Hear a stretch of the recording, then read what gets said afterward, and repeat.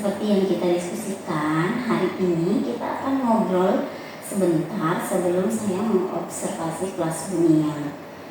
Nah, ingat ya, tujuan kita di sini bukan untuk menilai, tapi untuk mendukung Ibu dalam mengembangkan praktik mengajar. Saya ingin Ibu merasa nyaman. Ini adalah percakapan yang kolaboratif. Iya, saya juga berharap dari percakapan ini saya bisa mendapat gambaran yang lebih jelas. Bagus sekali. Nah, bunyinya untuk percakapan ini saya ingin fokus pada 3 hal. Tujuan, area pengembangan, dan indikator keberhasilan. Kita mulai dari tujuan pembelajaran. Apa tujuan utama yang Ibu Nia harapkan bisa dicapai oleh siswa dalam pembelajaran hari ini?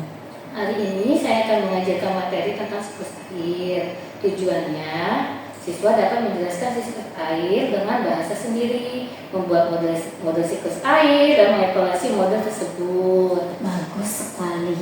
Tujuan ini sudah operasional dan jelas. Nah, kalau strategi atau model pembelajaran apa yang akan Ibu Nia gunakan untuk mencapai tujuan tersebut? Saya akan menggunakan strategi inquiry melalui kegiatan diskusi kelompok, tayangan video, dan pembuatan model, menjelaskan dengan bahasa sendiri dan siklus air, dan membuat model siklus air, dan mengevaluasi model siklus air.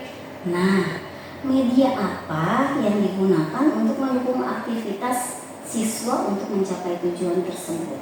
Saya akan menggunakan video pembelajaran, gambar siklus air, dan bahan sederhana untuk media pembelajarannya, Bu.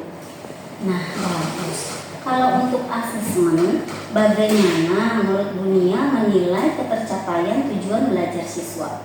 Untuk menjelaskan tentang siklus air, saya menilai kemampuan siswa yang mengungkap dengan bahasa sendiri. Untuk membuat modelnya, saya nilai berdasarkan kreativitas dan kesesuaian dengan konsep. Sedangkan mengevaluasi model, saya nilai bagaimana siswa mengidentifikasi kelebihan dan kekurangan model mereka, Bu. Wah, sangat baik sekali. Supaya lebih fokus, mari kita sepakati bersama bagaimana kalau kita fokus pada aktivitas siswa saat mengaplikasi, yaitu kegiatan membuat model siklus air.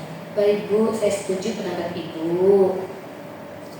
Nah, kalau begitu mari kita laksanakan observasi. Selamat siang, Bu. Ya, siang juga, Bu. Terima kasih sudah mengizinkan saya mengamati kelas Ibu. Setelah Ibu beristirahat sebentar, kita bisa mulai berdiskusi tentang observasi tadi. Bagaimana sih perasaan Ibu setelah mengajar tadi? Lumayan lega, Bu. Tapi ada beberapa hal yang menurut saya berjalan sesuai rencana, tapi ada juga yang perlu diperbaiki. Baik, mari kita mulai dari Ibu. Menurut Ibu, dari pembelajaran yang sudah berjalan tadi, apa yang sudah berjalan dengan baik dan Ibu banggakan? Saya sangat senang melihat beberapa siswa yang biasanya pasif kali ini terlihat bersemangat, terutama saat membuat poster. Mereka juga bisa menyebutkan tata siklus air dengan benar, Bu. Betul sekali, saya catat hampir semua kelompok aktif berdiskusi dan 80% siswa bisa menjelaskan dengan bahasa mereka sendiri. Bagus sekali. Menurut Ibu, apakah tujuan pembelajaran sudah tercapai? Iya, Bu, menurut saya sebagai besar siswa sudah bisa memahami konsepnya, Bu. Itu hal yang luar biasa ya, Bu ya. Menurut Ibu, bagaimana sih tantangannya? Menurut saya masih ada beberapa siswa yang pasif, hanya mengikuti kelompoknya.